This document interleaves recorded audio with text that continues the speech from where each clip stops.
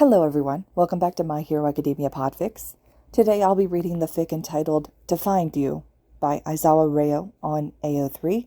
This is the first fic in a 5-fic series entitled To Find a Home. This is an Aizawa and Izuku fic. I really like this one a lot, and if you guys enjoy this one, leave some comments below if you're interested in hearing the rest of the series. I'd be more than happy to do those as well. Summary. Inko never supported his dream of being a hero, but Izuku didn't think it would be to the extent of throwing him out when he made it into the hero course as a quirkless student. In the end, they'd made a deal.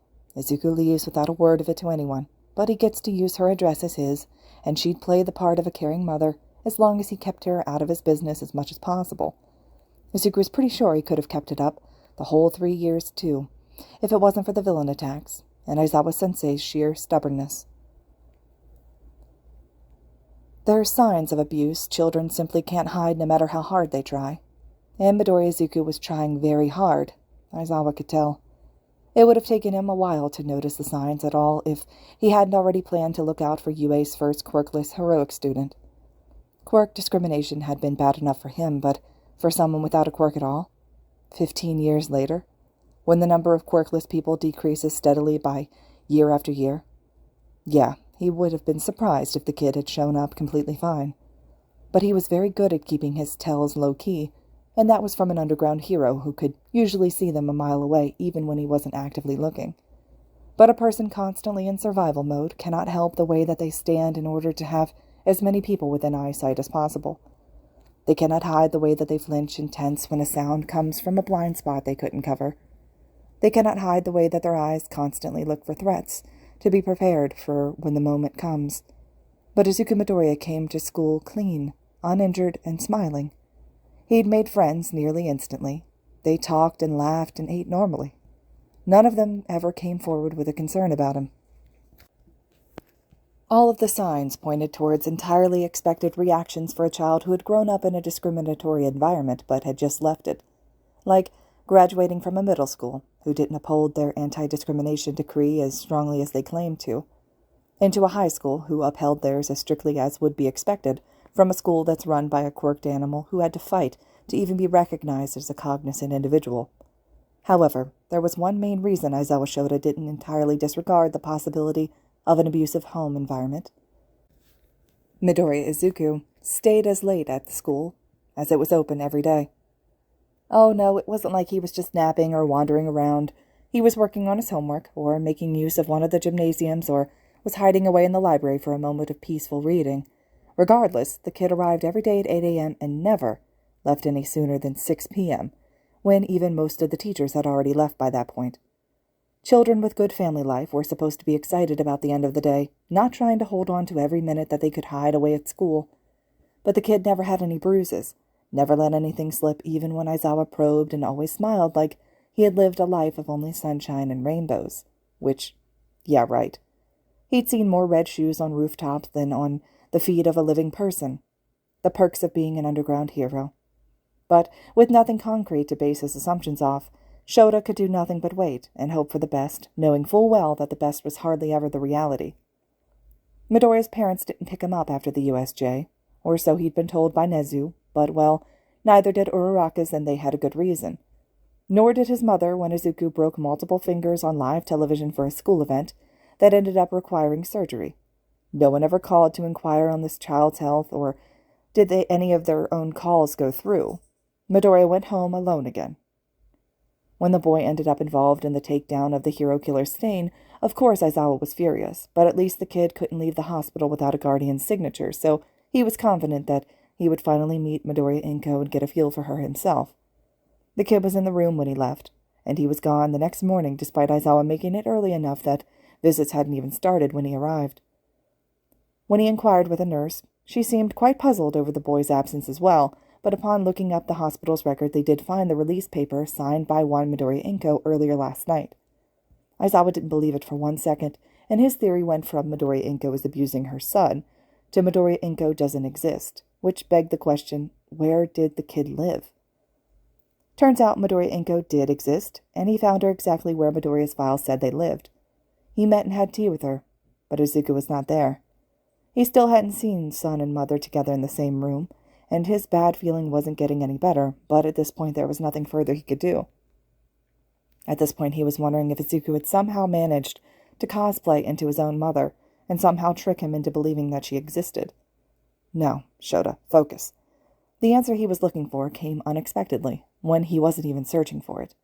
He was slurping one of his jelly pouches on the roof of the building that he was taking a break from patrol on, while eavesdropping on the group of homeless men talking about things randomly together. No one knew as much about the streets, crime, and villains as well as the homeless population did. No one paid attention to them as long as they kept quiet and out of sight. Heard Hermie hasn't seen Deku in a while. He gone into hiding again. The gruff voice was taking a swig of the bottle of beer that he was holding in his hand. Probably wiser, anyway, considering the trouble he manages to get into with every villain in the area.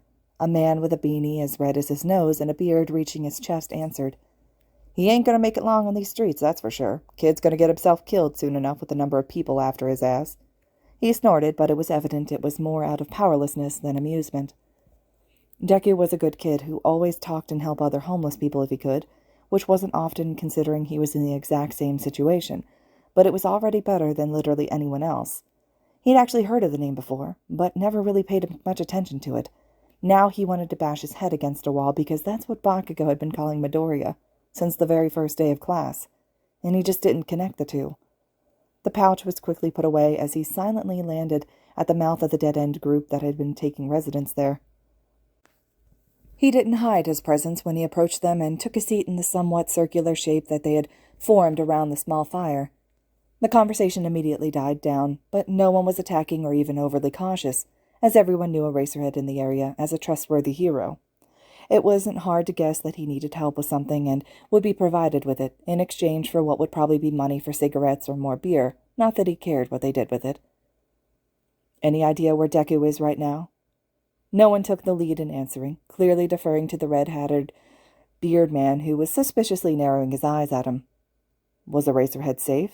Yes, but Deku also was, and he wouldn't sell one out to the other. There were a few good enough people on the streets, as it was. But only a few. Depends. What do you want with him? Shota sighed, slightly frustrated that he would have to fight again in order to garner even half a piece of information on his problem child, who was apparently aiming for the spot of #1 problem child that he'd ever seen in his career. However, he was also grateful for the men to be trying, at least, to protect his student. He's a child. He needs help, and I want to give it to him. And the man just snorted at that. Help? How? By putting him into foster care? A damn good help that'd be for someone like him. For some reason, Shota couldn't imagine Midoriya in foster care. Considering he was clearly not living with his mother, and she was perfectly aware of it, he wouldn't go back to her custody. But a quirkless boy in an orphanage? He'd be a target, and he'd either have to take it and come to school to training injured, or he could fight back and he'd risk a criminal record which would keep him from ever becoming the first quirkless pro-hero, as if becoming it wasn't going to be hard enough in the first place. But beyond that, Shota just didn't want the kid anywhere he wouldn't be loved and cared for, patiently, like he would need to be once he got out of whatever shit show his life until now had been. I'll take him in. And, well, that was a big claim right there, something he'd never even thought about before that moment, and that he would definitely need to run by his husband before actually, if at all, going through with it. He knew his face had twitched after he said that, and everyone around him had seen it, too, so he'd have to explain himself fast before they took him for a liar. Although I would have to speak to my husband about it. The words leaving his awkwardly twisting mouth tasted foul. He was not the type to make empty promises and to speak without thinking, but he just had. It appeared that before Shota had even realized it himself, he'd come to care for his problem child, that he wanted to take him in himself instead of actually letting someone else do it. Wanted to make him his child and not just his problem child. But once again, he needed to talk to his husband before anything else. He still had no location, though, and he might have just lost himself his only lead. He looked straight at Red Beanie, with all the seriousness that he was feeling, before he was acknowledged with a nod, and the man was answering him as he lit up a cigarette. If the sky's clear, and it's not too cold, you'll find him sleeping on an isolated rooftop away from civilization, like at an old abandoned district or at the harbor. He shrugs. If it's not, then you should probably wait for him for a time when it is, 'cause he could be in any of the abandoned buildings in the area that aren't being squatted at by junkies. And although that narrowed down a few, that still left way too many to search. He also found out the kid only ended up on the streets a few months ago, approximately around the time he started at UA. Shota got up with cracking knees, damn his aging body, and handed over a 10,000 yen to the group with a small thanks. It was for both the information and for looking out for his kid. Shota searched around a few buildings, but his patrol ended too quickly. At least now he had information and a plan. If worse comes to worse, he would follow the kid to his hideout, but he was observant and twitchy enough that chances are he'd be noticed. It was too high of a risk. At least, it was a last resort. First things first, he would have to talk to his husband about fostering, and maybe even adopting. Wait, stop. That's too soon, Shota. Even though he didn't doubt 1 second that he'd agree. He knew his husband really liked the kid as well. Then, when he wasn't handling an assault, a case, or an emergency of some kind, he would search through those buildings and rooftops in hopes of coming across his child. His patrol ended with a rescue plan for a child he had no information about at the beginning of it. Weeks went by before he found Midori Izuku the same way he had stumbled upon information about him. Unexpectedly. Honestly, the kid was smart enough that Shota should have considered the possibility of him having figured out his patrol schedule, and specifically avoiding them.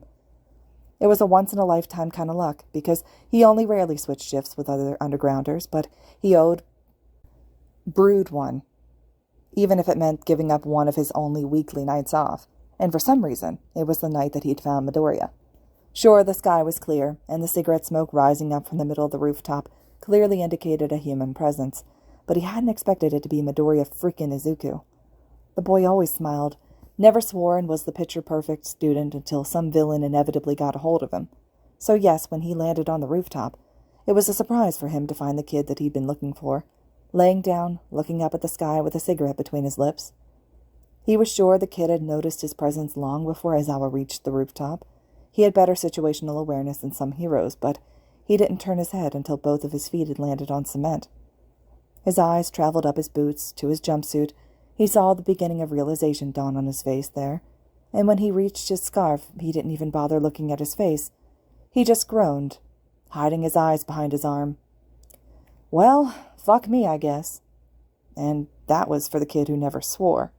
Shota wondered how much of his true self Midoriya showed at school. Definitely not enough if the exhaustion that he'd managed to get a peek of before his eyes were covered was enough to be believed. Shota couldn't help the snort that he let out and let himself fall to the ground next to his student. The sky might have been clear of clouds, but they were still in the middle of the city, and although you could see some stars, it was still a stretch to call it a clear night. So, you were avoiding my patrol routes, huh? How did you even figure them out? He could see Midoriya shrugging next to him before he removed his arms from where it was covering his gaze, and take a long drag of his cigarette. Shota couldn't bring himself to scold him. It wasn't really his place, yet, and also because he was pretty sure the kid had lived a shitty enough life that he should be allowed whatever brought him even the slightest comfort, as long as it was reasonable, and until he could stop entirely once he was in a better environment, which would be soon. There were days where you came to school more tired than others, so you'd clearly patrolled the night before. Without school on the weekends, it was obvious that you'd patrol more, and then it was just a matter of listening to words on the street about where you could usually be found. Having a good reputation on the street actually deserved you. I avoided your areas and made myself scarce. He blew out an impressive cloud of smoke. You weren't supposed to be here tonight, were you? A razor let the corner of his mouth the kid couldn't see curl up in a smirk slightly. Sue him. He'd been looking for him for forever, and he finally found him. Was it more luck than skill? Maybe, but he'd take the win regardless, and it's not like he didn't put up any effort in it either. As an underground hero, he was in good shape, but he was used to running around rooftops rather than spending his nights walking up and down buildings for hours until his thighs burned. Nope. Shota popped the word. He was happy that he found the kid, so he let himself relax and show a more approachable version of himself. Brood had an emergency, and I owed them one. Lucky break for me, I guess. Izuku furrowed his brow in confusion. Lucky break? He questioned. You aren't as slick as you think you are, kid, although you're still really good, for an untrained teenager. I knew something was wrong. Found out you were homeless, been looking for you forever, since. That only made him furrow his brow even more. You literally see me in class every day. You could have taken me in any day. Shota hummed in acknowledgement. Yeah, but tell me you wouldn't have run for it. And I'm confident that in catching you, but I can't keep an eye on you 24/7. You would have left the moment that you had a chance, wouldn't you? But you think I won't now? Well, we're talking, and you haven't run for it yet, so I'll take it as a good sign. My goal wasn't finding you and throwing you into the foster system only for you to disappear and reappear who knows where as a vigilante. The amused expression on the kid's face showed that it was exactly what he'd planned on doing if it ever came to it. Shota let the silence wrap around them in a comfortable bubble while Izuku finished the cigarette, threw it away, and thoughtfully went back to looking at the not really starry sky. It was minutes, and he was begging that he wouldn't be called away by a dispatcher for an incident, because he had a feeling that the moment was decisive. What's the difference between sending me into foster care then and now? Easy. I'm not sending you there at all. Shota could feel the confusion and hope radiating from the kid, despite his best attempt at hiding the second emotion. So you're letting me stay here? And that was what made the kid hopeful? That his teacher would leave him out on the street? Hell no. He scowled at the mere idea. But me and my husband want to take you in, and we've had your room ready for weeks now. He's been worried about you, so he's going to smother you the second you step through that door. He said it like it was a fact, that Izuku would go home with him. It sounded nice. Why would your husband even be excited about a random kid suddenly crashing in your home? Well, first of all, he's been wanting kids since forever, but resigned himself to us being too busy to ever adopt. 2, you're one of his favorite students. Don't tell anyone we have those. You really help him out when no one wants to answer a question, and you raise your hand to save him from the awkwardness. He always acts cheerful, like others' negativity and silence doesn't affect him, but it really does. You could clearly hear the fondness the gruff man held for his husband. Izuku let out the name in a whispered breath. Yamada-sensei. And it was said in wonder, hope, but also fear. You suit each other. Shota had to do a double take at that and turn towards the kid in incredulity because he couldn't help it. He had to turn towards him with a cheeky but honest grin. No one ever says that, he admits slowly. It didn't bother him, not really, because he knew why they thought that. They were complete opposites. Hizashi was sunshine and flowers, bright eyes and bright laughter, a beacon of joy to anyone in the dark. He was kind and funny and so easily lovable. Everything Shota was not. Moody, quiet, grumpy, depressed, tired. There was only so much Hizashi's whispered words of love and praise and worship could do to make him feel adequate, worthy of the best man that he knew and would ever know. Midoriya snorts, a mocking thing, not towards Shota, but towards people. He sits up and lets out a new cigarette, lighting it and taking a single drag before explaining himself. Shota got the feeling he needed a substitute for courage when having to talk about emotions. Relationships need balance. You're opposites, but you balance the other out when one of you is getting too deep into something, whatever it is. One brings the other down to earth, and the other brings one up from the deep end. The kid looked melancholic, and it makes Shota wonder how much of this is about Hizashi and him, and how much of it is between Midoriya and whoever he's thinking about so nostalgically. Somehow, Bakugo comes to mind. He hums but doesn't answer. The silence resumes while Izuku smokes his cigarette quietly. When he's done, he stomps it out on the ground and lets it fall from his hand, where the wind will fly away with it. He turns to examine his teacher, his expression sad, resigned, but also longing, hopeful. Like Shota was promising him something he desperately wanted but didn't believe he could ever have. But he would. Shota and Hizashi? They'd give the kid a home. A roof above his head, a bed with so many comforters they'll all end up on the floor by morning. A warm meal and questions about his day. Love and care and pride. Help whenever he needed it. When he doesn't know how to ask for it but wants it anyway. He'll be their kid. And in a way, he already was. All right, everyone, this concludes To Find You. I really like this fic a lot. I hope you guys enjoyed it as well. If you'd like to hear the rest of the series, just let me know. And as always, thank you all so much for listening.